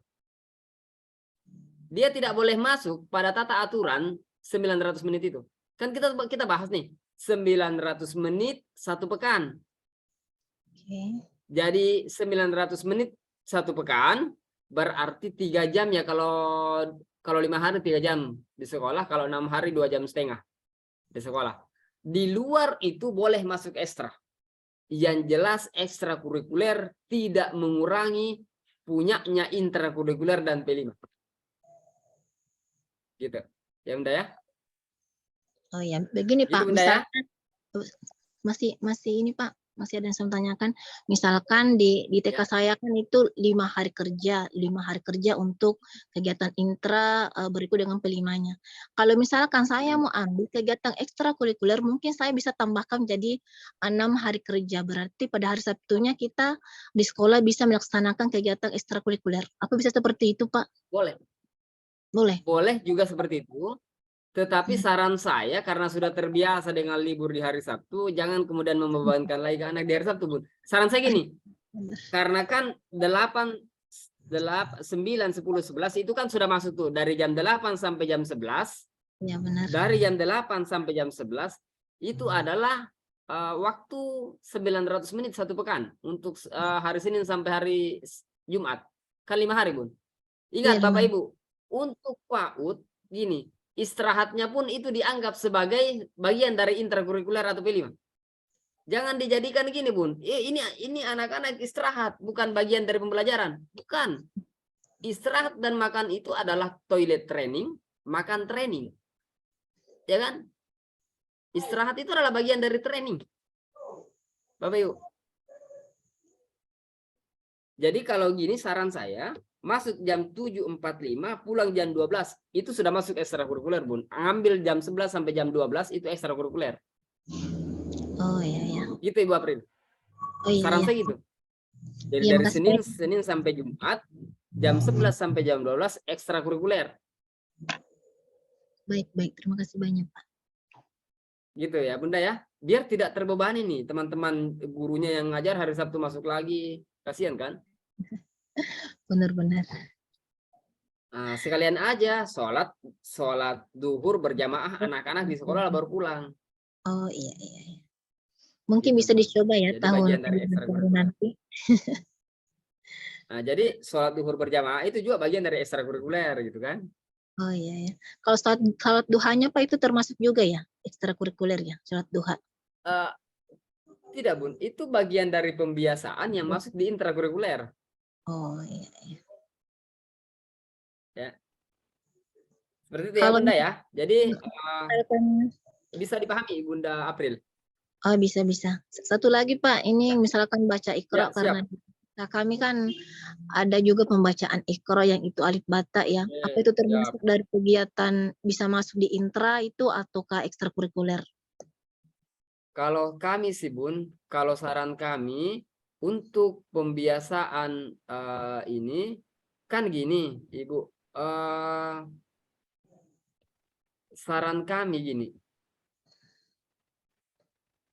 Kalau kami dulu itu ada ikro-nya pagi ya. Setiap pagi ada ikro, ada tahfiz malam.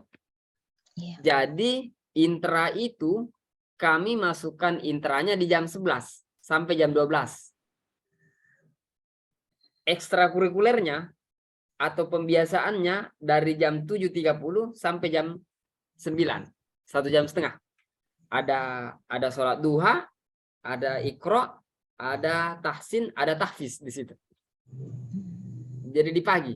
Jadi intrakurikulernya nanti masuk jam 11 sampai jam 12. Jadi tergantung teman-teman sih membaginya seperti apa. Enggak ada aturannya sih, Bun. Oh, iya. Atau boleh dibalik. Boleh dibalik ikro-nya nanti jam 11 sampai jam 12. Tetapi biasanya enaknya ngaji itu di pagi hari. Iya. Itu Bunda April. Iya, makasih banyak, Pak. Bisa dipahami Bunda April. Bisa. Bunda. Jadi bahkan kami itu kalau ekskul malah karena dulu di sekolah kami itu pulangnya jam 4 ya. Jadi setelah duhur itu ada ekskul roboting dan sebagainya untuk PAUD. Memanah di full day sih. Tapi itu kan di luar ekskul jadinya. Ya. Baik. Jadi sarannya gini, Bun, pulang jam 12 aja atau pulang setelah duhur ya. Pulang setelah duhur jadi jam 11 itu kan bisa masuk ekstrakurikuler. Oh, iya. Makasih Itu ya, banyak. Bunda ya. Jangan sampai ada yang beranggapan 1050 menit ya, bukan. Memang Permendikbud nomor 57 itu 1050. Tetapi dengan lahirnya Permendikbud 262 sorry ya, Permendikbud 56 ya. Permendikbud 56 itu 1050. Tetapi dengan lahirnya Permendikbud nomor 262/M/2022 itu jadinya 900 menit per pekan.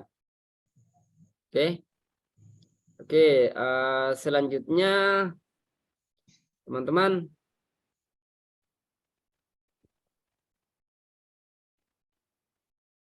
bentar Bapak Ibu, ini ada contoh. Ini ada contoh, mungkin di sini contoh rapor ya. Contoh rapor. Ini juga belum terlalu lengkap karena belum dimasukkan P5-nya. Untuk ini Bapak Ibu, nilai agama dan budi pekerti. Ini alhamdulillah Ananda, anak yang selalu dirindukan oleh temannya. Ananda memperlihatkan budi pekerti yang baik dengan mau berteman dengan siapa saja. Ananda sudah mampu mengucapkan doa sehari-hari dengan mandiri, begitupun dengan hafalan surah-surah pendek dan sebagainya. Kemudian untuk jati diri, alhamdulillah Ananda sudah mampu menunjukkan keseimbangan badan dengan kelincahan pada kegiatan senam dan sebagainya ke bawah. Ya. Kemudian untuk dasar-dasar literasi, ini ya Bapak Ibu, ini adalah contoh. Kemudian di bawah sih sebenarnya harus ada lagi satu ya, karena ini masih yang lama ya. Ini di bawah ini ada P51 Bun, di bagian bawah ada P51 ya, di bagian bawahnya ada P5. Jadi tidak ada foto, yang ada adalah narasi dan narasi aja sih, narasinya elemen nilai agama dan budi pekerti, narasinya jati diri, narasinya dasar-dasar literasi. Jadi terintegrasi semua tuh, bukan lagi membagi-bagi antara narasinya nilai agama dan moral, narasinya budi pekerti, narasinya nilai agama dan moral, narasinya aspek perkembangan, bukan narasinya 6 aspek perkembangan. Kalau dulu kan rapornya kan 6 aspek perkembangan kan? Iya ya. Nah, sekarang nggak lagi. Sekarang kita lebih jauh pada persoalan membaginya pada 3 elemen capaian pelajaran tadi, nilai agama dan budi pekerti, jati diri, dan dasar-dasar literasi dan dasar-dasar literasi matematika, sains, teknologi, dan rekayasa seni. Kayak gitu Bun contoh rapornya ya. Gitu. Nanti kita akan berikan formatnya teman-teman ya. Jangan khawatir deh, formatnya ada kok. Khawatir banget sih. Bentar. Oke, ada kok ya. Nah, jadi kita mulai formatnya mulai dari awal kok ya. Bentar Bun. Itu untuk rapor.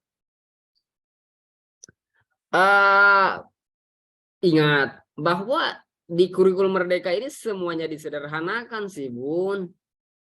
Pak, saya mau lampirkan portofolio anak, boleh nggak? Boleh. Saya nggak mau lampirkan juga boleh. Gitu ya. Ya. Boleh nggak di rapornya dikasih foto anak? Boleh. Terserah ya Anda Bunda sih. Kalau mau ribet dikasih foto silahkan. Kalau nggak mau ribet nggak dikasih foto juga silahkan. Nggak ada masalah Bu. Ya. Ini contoh di rapor di sekolahnya Ibu Alia ya, TK Azhara. Ya. Situ Bun. Ya. Nah, kemudian untuk ada yang bertanya, Pak, ada nggak SIPEN di kurikulum Merdeka? Kami lagi susun Bun. Ya, berat Bun nyusun itu. Menyusun aplikasi itu berat dan kami sementara dalam proses penyusunan, tapi bukan SIPENDI sih namanya. Yang jelas sama modelnya ya. Lebih gampang mana modul ajar sama RPP? Saya lebih sarankan sih modul ajar. Kan kita ngumpulnya buat 4 topik, berarti 4 aja modul ajar kita kan? Iya ya. Kan kita buat modul ajar per topik kan? Ini, oke, silakan Ibu Ilva Susanti. Silakan Ibu Ilva. Ya, silakan Ya, Ibu Ilva. Ya, terima kasih Pak. Assalamualaikum Iya, Bu. warahmatullahi wabarakatuh. Waalaikumsalam warahmatullahi wabarakatuh. Ya, mohon maaf Ya. kameranya lagi di off Pak. Pak, Siap, saya siap Bunda. tertarik. Ya, saya tertarik dengan penilaian untuk kurikulum merdeka ini ya Pak ya. Tapi yang saya masih bingung Pak di penilaian, kita kan ada 2 kelompok usia, 4 sama 5, kemudian 5 sama 6. Kira-kira yang membedakan untuk 2 kelompok itu gimana Pak? Untuk yang apa namanya, kan tadi yang jadi penilaian adalah kita lihat tujuan pembelajarannya yang dinilai. Nah, untuk membedakan yang usia A dan B itu gimana? Terus yang berikut Pak, apa namanya?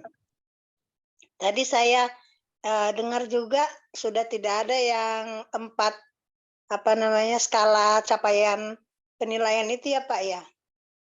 Sudah diganti dengan belum muncul dan sudah muncul ya Pak ya tadi ya. Sudah muncul di checklist ya, sudah muncul. Iya. Jadi yang dimuncul situ adalah sudah muncul dan checklist. Terus Ya, kalau yang terus, belum muncul Pak, gini Bun, itu ya. jangan di checklist. Jangan di Oh, checklist. Kan di situ tulisannya sudah muncul. Nah, ya. berarti di bawahnya di checklist. Nah, kalau belum muncul, ya jangan di Tidak checklist. di. Tetapi Oh iya. biasanya muncul semua tuh kalau anak-anak. Oh iya, iya Pak. Terus Pak, Iya. untuk kan tadi per topik untuk penilaian kita targetkan misalnya 1 hari 3 anak untuk dinilai, untuk diambil gambar berserinya atau apa namanya foto berserinya. Nah, yang saya tanyakan Pak, apakah untuk penilaian berseri itu dengan kita kan beda topik ya Pak ya, berarti tidak akan sama semua gambar berseri dari anak karena beda kegiatan. Seperti itu ya Pak ya. Gini Bun. Gini Bun.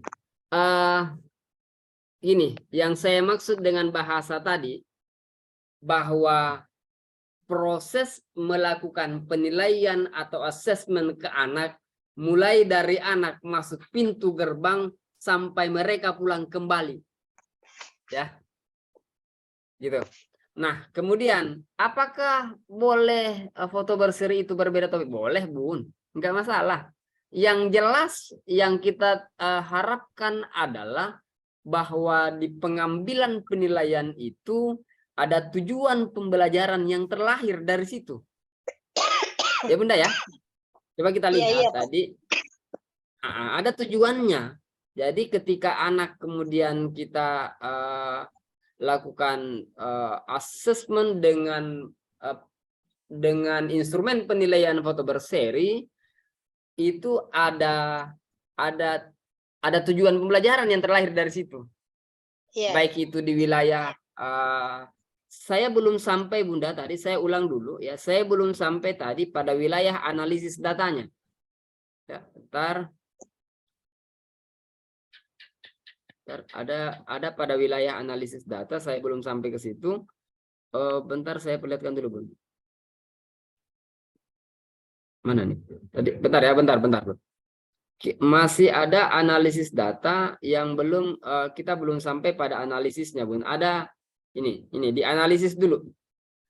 Ya, ini. Ini contoh tadi foto berseri di bagian analisisnya. Di bagian analisisnya tadi ya, ini di foto berseri ya Bunda. Bima memiliki sikap kepemimpinan dan memiliki sikap rasa percaya diri serta kebanggaan diri. Nah, ini jati diri nih. Ya. Bima memiliki fisik yang kuat sehingga ia mampu berjongkok saat mengerjakan suatu aktivitas. Kemampuan motorik halusnya terstimulasi ketika ia menata batu-batu berurutan dan membuat batu seimbang.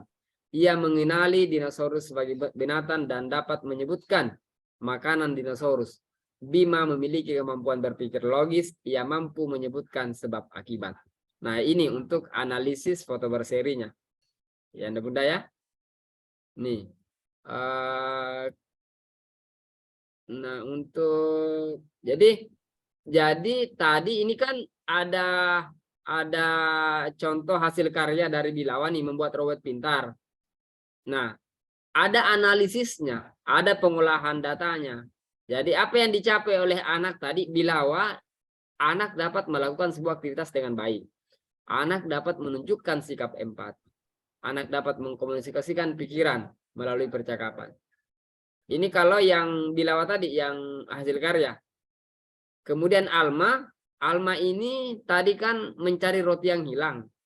Ini catatan anekdotnya, tetapi ada analisisnya di bawah. Apa yang dicapai oleh Alma? Yang dicapai oleh Alma adalah anak mengetahui kemampuan dirinya. Anak mengetahui dan menyadari situasi yang membahayakan dirinya. Anak mampu mengendalikan dan mengungkapkan emosi yang dirasakan. Itu, Bun. Jadi, lagi-lagi penilaian memang itu ada di atas, tetapi di bagian bawahnya sebentar ada tujuan pembelajaran yang termaktub di penilaian itu. Bisa dipahami, Bun? Ibu Ilva? Ya, siap Pak. Ya. Nah, jadi ada rangkaian kegiatan, misalnya di Ya. hasil karya tadi atau di Ya. anekdot tadi, tetapi di bawah kolom itu ada deskripsi tujuan pembelajaran. Ada Bunda ya? Ya, Nih, tenang berarti aja, maaf. Bun. Ya. Maaf Kami Pak. sudah kirimkan beberapa buku panduan. Ya, silakan Ibu Wilfa. Ya, maaf Pak. Berarti kalau Ya. melihat dari contoh tadi Pak, setiap penilaian itu misalnya di penilaian anekdot itu ada analisis tersendiri lagi. Kemudian di penilaian hasil karya juga ada analisis datanya. Begitupun dengan Oke. Benar Ibu Ilva. Di setiap instrumen itu ada analisis datanya di bawah, tetapi yang analisis itu cuman tujuan pembelajarannya di bagian bawahnya. Oh ya, Anak siap, bisa mencapai ini. Gitu. Jadi nggak perlu terlalu ribet. Pas saya nggak bisa nyusun deskripsi kata-kata nih. Nggak Ya. perlu terlalu ribet, Bun. Lihat aja Ya, tujuan maaf, Pak. pembelajarannya apa. Ya, maaf Ya. Pak. Berarti Pak untuk analisis datanya boleh dong kita angkat ke raportnya nanti. Boleh. Boleh, Bun. Karena itu kan kalau lebih reliable lagi. iya, karena Boleh, kalau Bu. melihat Nggak contoh masalah. tadi dari analisis datanya sudah include untuk misalnya elemen jati dirinya, kemudian dan lain-lainnya. Berarti boleh kita angkat lagi untuk biar tidak susah untuk nyusun deskripsinya, Pak. Kita ini maksudnya boleh. lemahnya guru itu bukan lemahnya guru, mungkin saya, Deskripsi Pak. ya. Iya, Ya, untuk menyusun lemahnya kalimat kami itu. memang di situ. Iya benar, Bun, bahwa bukan lemah sih, Bun, cuman karena tidak kurangnya waktunya, karena kan gini, guru-guru PAUD itu kan rata-rata perempuan. Ya. Guru-guru TK, PAUD itu kan rata-rata perempuan nih. Nah, karena perempuan, biasanya ibu-ibu itu kegiatannya banyak. Ya, karena kegiatannya ibu-ibu itu banyak, maka waktunya untuk membaca biasanya kurang. Benar, Pak. Ya, nah itu. Tetapi kalau ibu-ibu misalnya menyisihkan waktu sedikit membaca buku-buku panduan, itu bisa dengan sangat mudah, Bun. Ya, bukan nggak mau berpikir bahwa ini enggak kok, Bun. Ibu Nani ini dari Rio nggak mau berpikir, bukan juga sih ke situ. Tetapi ibu-ibu ini harus dipahami bahwa mereka banyak kegiatan mereka banyak kegiatan sehingga kemudian waktunya beliau untuk kemudian membaca itu memang sedikit berkurang. Tetapi dengan sharing satu sekolah, makanya kami sarankan kalau ada diklat ikutkan satu sekolah agar satu frekuensi, makanya saya bilang satu frekuensi nih seluruh guru-guru di sekolah itu. Gitu, Bun. Kalau Begitu, perlu Ibu. pengawas diajak ikut, Pak. Iya. Pengawas itu selalu ikut di Lokakarya, Bun. Karena kan setiap kabupaten ada sekolah penggeraknya. Pengawas itu selalu diikutkan di Lokakarya sekolah penggerak. Izin Pak, pertanyaan yang saya yang satu belum terjawab. Apa itu, Yang Bun? membedakan Lupa saya, kelompok, Bun. iya, yang membedakan kelompok Oke. A dan B. Yang membedakannya itu, Bunda, adalah tujuan pembelajarannya atau tujuan kegiatannya. Di apa namanya? Di tujuan pembelajaran boleh dibedakan, Bun. Maksud Pak, Ibu Ilva, ya, maksudnya ini bagaimana? kan ada contoh. Masih bingung Pak. Kami kan sudah share contoh. Ini kelompok bermain, kelompok B ini, Bun. Yang kita share adalah kelompok B. Ibu Ilva bisa nanti mengurangi apa namanya untuk kelompok A-nya, tujuan pembelajarannya. Kita menguranginya di tujuan pembelajaran, Bun. Oh, Misalnya mengenal 3 sampai 4 perintah secara kompleks. Jadi kita misalnya bisa melaksanakan perintah 2 sampai 3 misalnya kalau untuk kelompok A. Kalau kelompok B 3 sampai 4 misalnya. Seperti itu, Bun. oh, Capaian pembelajarannya nanti di akhir fase PAUD. Tetapi iya, kita iya. mungkin akan membedakan sedikit di tujuan pembelajaran, Bun. Oh, siap Pak, siap. Meski mau tidak dibedakan juga nggak masalah, Bun. Iya kan sudah tidak ada anu ya Pak, artinya penilaiannya sudah di Iya, akhir fase itu ya Pak.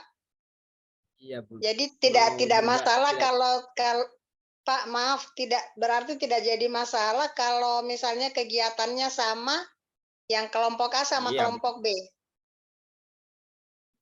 Iya, Bun. Nggak usah. Iya, nggak masalah sama sih kalau kami.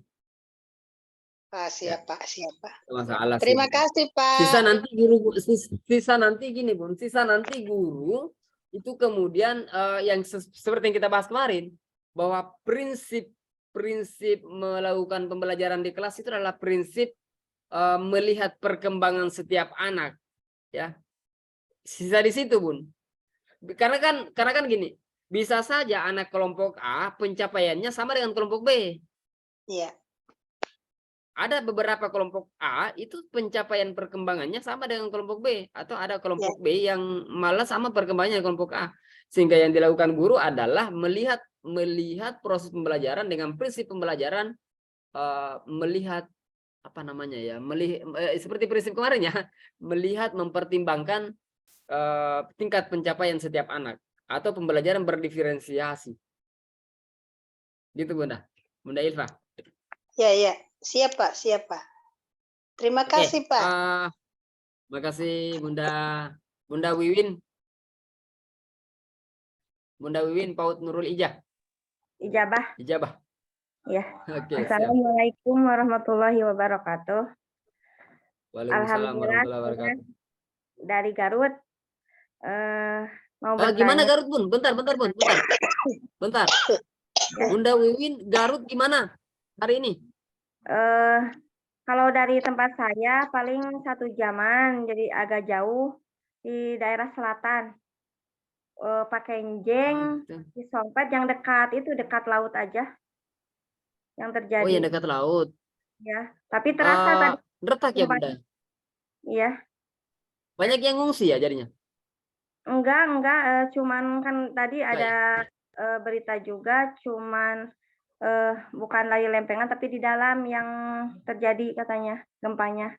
Oh, gitu. Tapi ada Kirain juga ya. pikirnya sama dengan ini, Bun. Enggak terlalu. Kirain pikirnya sama dengan Cianjur gitu. Ya, enggak terlalu. Oh, iya, alhamdulillah. Ya, silakan Ibu Wiwin. Gini Pak, saya mau tanya, kan kalau pramuka termasuk ekstrakurikuler atau masuk ke intrakurikuler? Itu enggak tahu. Oke. Pramuka hari ini itu karena memang ada pramuka siaga di PAUD ini untuk sementara mohon maaf, untuk sementara kami masukkan di ekskul, Bun. Untuk sementara kami ya. Iya. Untuk sementara kami masukkan di ekskul, tetapi bukan berarti kemudian tidak masuk di intra ya. Gini, Bun. Kalau kami sih sementara masuknya di ekskul, Bun. Iya. Lalu gini Pak, Sementara masuknya di ekskul. mau tanya lagi tentang modul ajar, saya belum terlalu paham. Apakah modul ajar itu per pekan, per semester atau gimana gitu kalau menggunakan modul ajar? Oke. Oke, baik Bunda. Kemarin tadi kita belajar tentang membuat topik. Ya. Topik itu kadang kita buat dalam satu topik itu dalam 2 minggu, satu topik kadang 1 bulan, satu topik kadang 3 minggu, dan sebagainya. Nah, kalau modul ajar itu mengikuti topiknya. Jadi modul ajar itu per topik. Jadi kalau topiknya 3 minggu, berarti modul ajarnya adalah untuk 3 minggu. Seperti ini bukan seperti tema, contohnya tema binatang 2 minggu seperti itu. Kalau topik contohnya gimana kalau kata topik gitu? Topik apakah tentang apa gitu? Sama sih Bun, sama aja sih tema dan topik. Yang membedakan sih kekakuannya. Kalau tema nggak bisa diubah, kalau topik dalam proses perjalanan proses pembelajaran kita itu bisa diubah. Jadi per hari bisa berubah. Sekarang topik ini, besoknya bisa berubah gitu. Iya. Enggak. Bisa aja Bun, bisa aja ya, bisa aja. Tetapi kan kalau ini misalnya gini Bun, ini contoh nih Bun, ini Bun. Misalnya contohnya ini Bunda. Bentar, topiknya kami gini Bunda ya, tolong dilihat dulu. Ini topiknya kami untuk sekolah, topiknya pengenalan sekolah. Mirip ini ya, kami ngambilnya 2 tema pekan. gitu ya. Agak Ini tema ya, tema aja deh. Masanya tema aja deh. Pengenalan sekolah. Kemudian kami ngambilnya 2 pekan topik itu. Nah, terus modul ajarnya gimana? Modul ajarnya itu mana sih tadi ini modul ajar tuh? Modul ajarnya kita buatnya juga per per 2 pekan. Per 2 pekan. Iya. Modul ajarnya per 2 pekan. Gitu, Bun. Bukan per 2 pekan ini ya, Bunda ya. Sesuai per topiknya. Jadi kalau misalnya topiknya kan di Agustus, coba kita lihat lagi di bawah. Nih, Agustusnya kan topiknya negara. Nih. Nah, 2 pekan. Berarti topik untuk modul ajar topik negaraku berarti 2 pekan tuh. Gitu kan? Terus kalau di ini topiknya tempat atau masjid 4 pekan. Berarti modul ajar untuk topik masjid itu 4 pekan. 4 minggu. Gitu, Bun. Iya. Terima kasih. Gitu ya, Bunda ya. Terima kasih. Oke, demikian mungkin teman-teman untuk malam ini. Ya, ini sudah pukul 10, Bapak Ibu. Ya, file-file dan contoh kami akan share di grup ya. Mungkin tapi ini Bun, besok pagi aja ya Bunda ya untuk file ininya nanti kami rapikan dulu ya. Mungkin Bapak Ibu untuk malam ini mungkin masih banyak teman-teman yang belum kan masih ingin bertanya. Saya mohon maaf jika Ibu Ilva, saya lihat dulu batuk-batuk tuh, kasihan Ibu Ilva. Udah tengah malam banget. Oke, gini deh Bapak Ibu. Ini luar biasa teman-teman, udah pukul 10 malam waktu Indonesia Tengah dan masih ada 500 lebih peserta yang kemudian tergabung di ruang Zoom kita malam ini. Luar biasa ya. Masih mampu bertahan di pukul 10 malam. Dan sekali lagi mohon maaf untuk teman-teman teman-teman Bunda yang ada di kanan kiri atau belakang Bunda belum disiapkan teh atau makan malamnya mungkin gara-gara Alia Grafika. Salam untuk bapak-bapak yang luar biasa mengizinkan istri-istrinya untuk ikut di pelatihan ini. Ya, mohon maaf mengganggu kegiatannya. Dan sekali lagi teman-teman, insya Allah untuk file dan apa yang kami share tadi kita akan berikan contohnya di grup ya. Bapak Ibu, mungkin besok deh ya. Kita istirahat dulu malam ini teman-teman ya.